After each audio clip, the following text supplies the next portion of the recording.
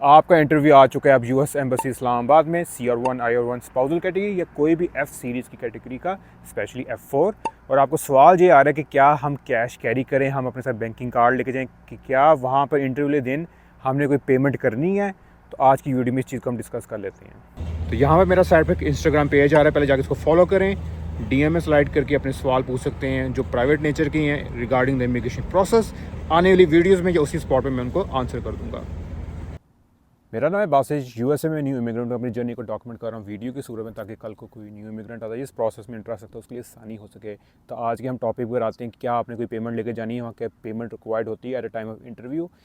इस चीज़ का जो जवाब है वो येस एंड नो है, और डिपेंड करता है कि आप कर क्या रहे हैं और आपका केस किस तरह का है और पीछे क्या हो चुका है। इससे चीज़ से लिंक करूँगा कि लास्ट वीडियो अगर देखी होगी, यहाँ कार्ड आ रहा होगा जिसमें मैंने बताया था कि US एम्बेसी के लोग फील्ड में होते हैं, आपके डॉक्यूमेंट्स को, आपकी चीज़ों को वेरीफाई कर रहे होते हैं। हर केस पर एप्लीकेबल नहीं होता, हर बार वो ज़रूरी नहीं आए। जहाँ पर डाउट ज़्यादा हो, जहाँ पर उनको लगे हम कर लेना चाहिए या सब पर करते हो, इसका भी आप गारंटी नहीं कर सकते कि सबका होता है या नहीं होता। वो वीडियो इसलिए शेयर की थी ताकि मेरे एक्सपीरियंस से आपको अंदाज़ा हो रहा हो कि यार ये चीज़ें हो रही होती हैं। इसी तरह उसमें जो मेन फोकस था कि आपने झूठ नहीं बोलना, डॉक्यूमेंट्स गलत नहीं देने। तो अगर वो वीडियो नहीं देखी तो उसको जाकर देखें, आपको अंडरस्टैंडिंग होगी प्रोसेस रन किस तरह करता है। इसी तरह मेरी लास्ट वीडियो सीरीज़ में एक वीडियो है जिसके अंदर मैं DNA प्रोसेस को डिस्कस कर रहा हूँ। अगर वो वीडियो नहीं देखी, बहुत अच्छी वीडियो है जिसमें मैंने सारा प्रोसेस, अपनी स्टोरी रन की थी कि DNA प्रोसेस हमें किस तरह मिला था, क्या हुआ था। वो भी हर किसी को नहीं एप्लीकेबल होता, लेकिन लोगों को मिलता है। जिस दिन हमारा DNA टेस्ट वाला था, अपॉइंटमेंट थी एम्बेसी में, ऑलमोस्ट 50-60 लोग आए थे एक दिन में। तो आप सोचें कितने आते हैं, कितने लोगों को अप्लाई किया, वो लगाया जाता है कि आपने हमें DNA टेस्ट सबमिट करवाना है। तो कुछ एग्जांपल देता हूँ, कुछ चीज़ों को मैं रन डाउन करता हूँ ताकि आपको कॉन्टेक्स्ट मिल सके कि आपने पैसे लेके जाने हैं, नहीं लेके जाने, कब लेके जाने होती हैं। तो एम्बेसी के डोर से आपके इंटरव्यू तक, फॉर एग्ज़ाम्पल आपका CR1 IR1, ये F4 का कोई केस है, ये F3 का है, F2A B का है, किसी का भी है, उस स्टेप में कहीं पैसे नहीं चाहिए। क्योंकि जब आपने DS-260 को फिल किया, सबमिट कराया, तो आपने एक पैसे उसको फ़ी दे दी है। अब केस NVC से आ चुका है US एम्बेसी इस्लामाबाद में। अभी तक आपने और कोई पैसे नहीं देने सिवाय US डिप्लोमेटिक इंक्लेव में, वहाँ पर चार्जेस होती हैं। हमारे ज़बान में ये था कि आप प्राइवेट गाड़ी लेके नहीं जा सकते, अब शायद वो भी अलाउ कर दी, उसके चार्जेस होते हैं। हमारे पास 2 ऑप्शन होती थी, या आप पूरी कोच होती है जिसमें 100 या 200 की उसकी टिकट थी, उसमें 7-8 लोग बैठे होते हैं, वो बार बार चल रही होती है डिफरेंट एम्बेसी से। जैसे हमारी लिए जो थी उसके अंदर आप कह लें, जो पहला इंटरव्यू था, पहली बार गए हम जब गए, तो उसमें US भी जा रहे थे लोग, कुछ जर्मनी के भी थे, कुछ और एम्बेसीज़ के भी थे, तो वो पूरी एक बस चल रही थी इसके अंदर। उसके अलावा दूसरी ऑप्शन थी कि वक्फन चलती थी, एक गाड़ी है जिसमें 3 सीट्स हैं, प्राइवेट कार जिसको कहते थे, वो तो था। लेकिन अब मैं सुनने का आ रहा है कि अब अपनी आप ज़ाती गाड़ी भी लेके जा सकते हैं। आप जाते हो, वहाँ को स्टिकर लग जाता है और अलाउ करते हैं। वो कितनी देर तक है या नहीं है उसका कुछ नहीं अंदाज़ा, लेकिन आप यहाँ वीडियो आ रही हो कि डिप्लोमेटिक शटल सर्विस को मैं डिस्कस कर रहा हूँ, सारे इसको प्रोसेस को, वो देख सकते हैं। इसके अलावा एक यहाँ लिंक आ रहा होगा, कार्ड आ रहा होगा, सिंपल गूगल बहुत अच्छी चीज़ है, कई सिंपल बातों के जवाब गूगल से मिल जाते हैं। अब आप एम्बेसी के डोर तक आ गए हैं, आपकी स्क्रीनिंग होगी, अंदर आ चुके हैं, देश कोई पैसे नहीं है, सारा प्रोसेस हो रहा है। लोग पूछते हैं इंटरव्यू को कितना टाइम लगता है। इंटरव्यू तो हार्डली 3 से 20 मिनट का होता है, इससे ज़्यादा लंबा नहीं होता।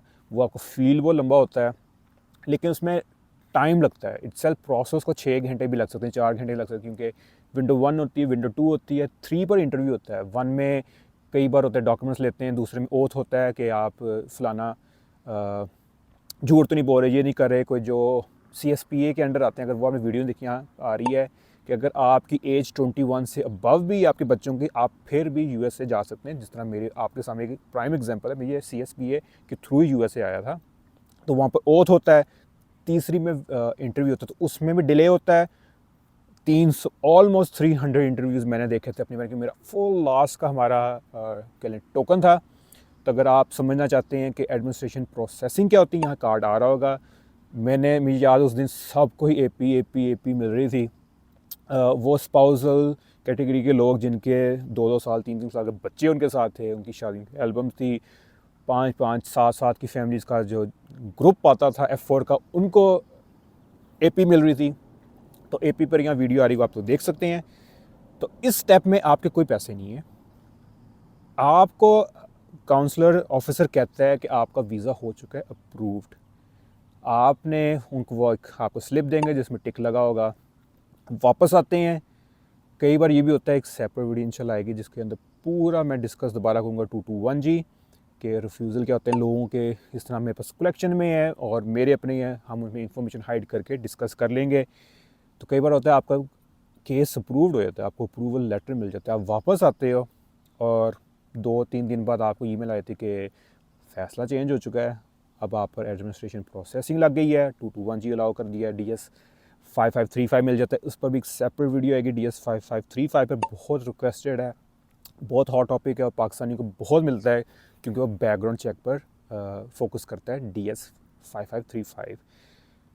लेकिन अगर सब कुछ नहीं होता, अप्रूवल रहती है, आप आ जाते हो, तो ऑलमोस्ट 2 हफ्ते कह लें, 2 हफ्तों के अंदर आपका पासपोर्ट आता है फॉर योर नेक्स्ट स्टेप, जिसके अंदर 2 हैं स्टेप्स हैं। यहाँ पे एक सेपरेट वीडियो है जिसमें मैं डिस्कस कर रहा हूँ US ट्रैवल डॉक्स, बहुत अच्छी वीडियो है। उसको समझने के लिए लाहौर में जैसे AEG है, अमेरिकन एक्सप्रेस ग्रुप, वहाँ जाते हो, वहाँ से अपना डॉक्यूमेंट लेके आते हो। तो आप जब डॉक्यूमेंट अपना पासपोर्ट लेके आएंगे ना, उसके अंदर आपका स्टिकर लगा होगा पासपोर्ट के अंदर, US एम्बेसी का इमिग्रेशन वाला, उसकी एक्सपायरी होगी। लेकिन आपने ओवरऑल सारे कार्ड उसको पढ़ लेना, स्टिकर रीड करना, उसकी मिस्टेक नहीं है। बैक एंड पर आपका एक लगा होगा, कार्ड लगा होगा जिसमें एक्सप्लेन कर रहा है कि अब आपको फ़िज़िकल फॉर्म में मेडिकल नहीं मिलता क्योंकि US एम्बेसी जो है वो इलेक्ट्रॉनिक हो चुकी है, हर चीज़ डिजिटली जा रही है। साथ एक पेपर होगा, यहाँ पूरा पेपर आ रहा होगा जिसमें वो इंस्ट्रक्शंस लिखी हुई हैं कि आपने ग्रीन कार्ड की फ़ीस ना पे करनी। लोग इस पर बहुत कंफ्यूज होते हैं, वो कहते हैं कि हमने I-130 की फ़ी भरी, फिर NVC में भरी, अब ये कौन से पैसे हैं? अब ये जो फिज़िकल कार्ड आपको जब US से आएंगे मिलना है, जिसको ग्रीन कार्ड कहते हैं। अगर CR आप कैटेगरी है, CR1 है तो 2 साल का मिलता है, CR1 से ज़्यादा है तो आपको 10 साल का मिलता है। अगर F सीरीज़ कोई भी आपको 10 साल का एक्सपायरी वाला कार्ड मिलता है। 10 साल के अंदर अगर आप सिटीज़नशिप कर लें तो अगली बार कार्ड वापस करके सिटीज़नशिप मिल जाती है। कई लोग होते हैं सिटीज़नशिप करते नहीं, उसको कंटिन्यू करते हैं, तो हर 10 साल के बाद आपने उस कार्ड को रिन्यू करना होता है टू मेक श्योर कि आपको जो स्टे है USA में वो लीगल है। आजकल 230 हो चुकी है, तो यहाँ पर पेपर आ रहा होगा। बहुत सिंपल स्टेप्स होते हैं, लेकिन सेपरेट इंशाल्लाह वीडियो आएगी जिसके अंदर हम उस पेपर को और कहाँ जाके किस तरह पे करनी उसको भी डिस्कस कर लेंगे। लेकिन very easy to follow steps होते हैं उसके ऊपर, जो आप आराम से फॉलो करके पेमेंट कर सकते हैं। एक टिप मैं दूंगा कि हमें जब मिला, पासपोर्ट मिला, हमारे 3 इंटरव्यू हुए, 2.5 साल की जो थी एडमिनिस्ट्रेशन प्रोसेसिंग थी, 3 मेडिकल हमने दे चुके हैं। तो जब थर्ड टाइम जब याद है हम जब मिल गया, हमें वो उसकी कॉल आई AEG से कि आपका पासपोर्ट आ चुका है, भागा गया, फ़ौरन लेके आया। तो काफ़ी एक्साइटिंग डे होता है, इंशाल्लाह आप लोगों को देखने को मिले, बहुत एक्साइटिंग डे होता है। मैं आया हूँ, ओपन किया, उसमें वो पेपर था, मैं रीड किया, मैं कहा अभी अभी पे कर दो। इस पर सवाल आता है लोग कि हम जाने से पहले पे करें या जाके पे करें। जो मर्ज़ी हो जाए, जाने से पहले आपने अप्लाई उसको पे करके जाना है, क्योंकि ये होता है कि आपके जाने में महीना, 2 महीने, हफ्ता जितना भी है, वो पेमेंट जाएगी, सिस्टम में लग जाती है, वो प्रोसेसिंग स्टार्ट हो जाएगी, लेकिन वो कभी भी प्रिंट नहीं करेंगे। प्रिंट कब होता है? आप पोर्ट ऑफ एंट्री में लैंड करेंगे, पूरी सेपरेट वीडियो है। अगर आप फर्स्ट टाइम ट्रैवल करें टू USA, मैंने यहाँ पर लिखा है कि how to travel to USA for the first time, पूरी एक गाइड बनाई थी लाहौर एयरपोर्ट से, वो जिसको जाकर देख सकते हैं।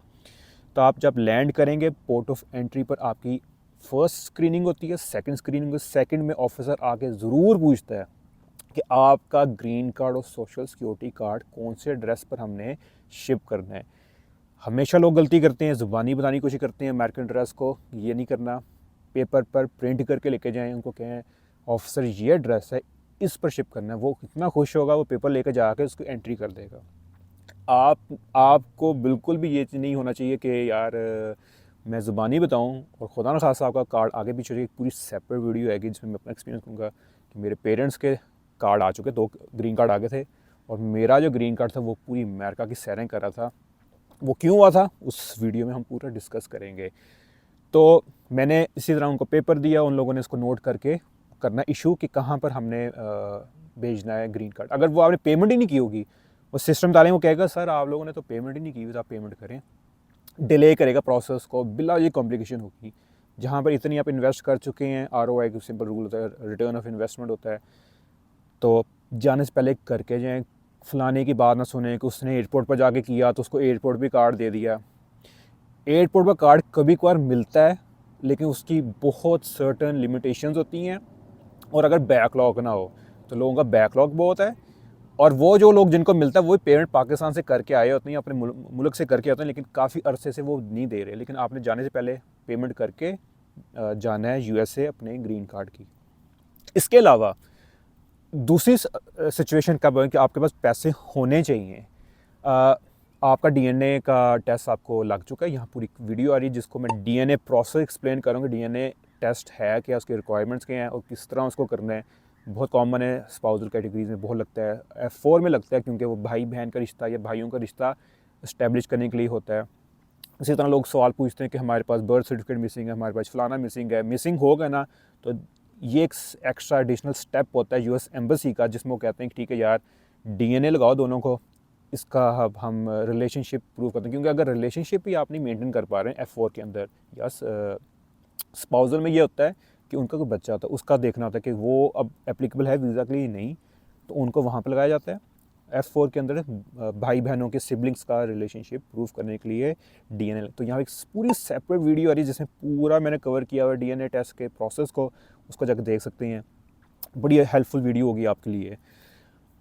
तो जब वो हो गया, वो अमेरिका से किट आती है US एम्बेसी डायरेक्ट, वो अंदाज़न 2 महीने लेते हैं अपना DNA टेस्ट को स्केड्यूल करने में। आपको वो सैंपल लेना है प्रिंसिपल एप्लीकेंट का जिसको लगाया है। एम्बेसी जाते हो, उसी तरह वो सुबह 9 बजे बुला लेंगे, वो 2-2:30 बजे जाके टेस्ट होगा, बैठे रहेंगे। वो 50-60 लोग एक एक करके बारी आएगी। वो बताए पहले राइट्स रीड करेगा कि अगर आप नहीं चाहते DNA टेस्ट करवाना, आपकी मर्ज़ी है, ना करवाएं, आपका प्रोसेस आगे नहीं जाएगा, हम यहीं ख़त्म कर देंगे। करना चाहते हैं तो हमारे पास डॉक्टर आया हुआ है। अगर आपने मेडिकल करवाना है, यहाँ सेपरेट वीडियो आ रही है जिसमें मैं डिस्कस कर रहा हूँ कि US इमिग्रेशन मेडिकल होता है, तो उसमें जिक्र कर रहा था कि लाहौर में है अजीज़ मेडिकल सेंटर, वहाँ से डॉक्टर आया होता है। उस डॉक्टर की टेस्ट परफॉर्म करने की फ़ी होती है। अब देखें, depending on the case, facts और सिचुएशन, आपको पैसे लेके जाने पड़ते हैं। जब हमारे केस में हुआ था तो 5000 चार्जेस थे, वो सिर्फ उसके DNA कलेक्शन के। अब हो सकता है ज़्यादा हो गई हों, तो वो स्टेप होता है, और बाद में जब सारा वो कंप्लीट होता है, पूरी एक सेपरेट वीडियो वहाँ जाकर देख सकते हैं। इसी तरह जब ये मेडिकल सीन हो गया, अब आपका जिस तरह पासपोर्ट अप्रूव हो जाता है या आपके घर आ जाता है, आपने वहाँ पर उसको ग्रीन कार्ड फ़ी पे कर दी, तो इट्सेल्फ US एम्बेसी का जो काउंसलर ऑफिसर होता है ना, उसने कोई पैसे नहीं मांगने। उसने ये नहीं कहना इंटरव्यू हो गया, इंटरव्यू के पैसे दे दें। लेकिन रेगुलेशंस का कोई नहीं पता कब चेंज हो जाएं।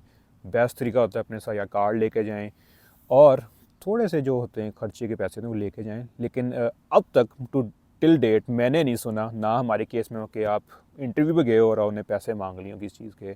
हमेशा आपको एक लिंक देंगे, आपको पेपर देंगे जिसमें लिंक होगा, क्योंकि वो जाके कि गवर्नमेंट की वेबसाइट पर ऑफिशियल ट्रेजरी में जाके पैसे डिपॉजिट हो रहे होंगे।